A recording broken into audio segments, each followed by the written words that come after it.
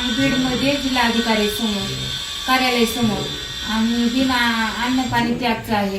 अन्न बी नाही पाणी बी नाही असं बेमुदत आहे. अजून सकाळी किती वाजता निघणार, कसं जाणार?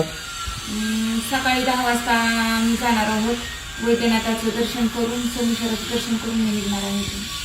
आता सगळ्याच्या विनंतीला मान देऊन मी उपोषण स्थगित केलं होतं. मग तर ह्या प्रशासनाला जर उपोषणाची भाषा जर कळत असली तर मैदानात उतरणं हे गरजेचंच आहे. म्हणून उद्याचं तर थांबत आहे उपोषण. मसाजोगच्या ग्रामस्थांना फोन आला होता, नेमकं त्यांचं तुमचं काय बोलणं झालं?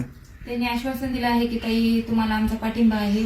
आमच्या गावकऱ्याचा सगळ्याचा मिळून पाठिंबा आहे मसाजोग गावकऱ्यांचा. आणि देशमुख कुटुंबीय बी तुमच्या उपोषणात सहभाग होईल आणि त्यांची बी उपस्थिती राहील असं सांगितलं आहे त्यांनी जी यंत्रणा स्थापित करून जे आरोपी अटक केले ते माझ्या नवऱ्याच्या वेळेस कुठे गेली ती यंत्रणा. त्यांनी का आरोपी अटक केली नाही? 16 महिने उलटून जाऊन दे, आम्हाला काहीच न्यायाची भूमिका नाही.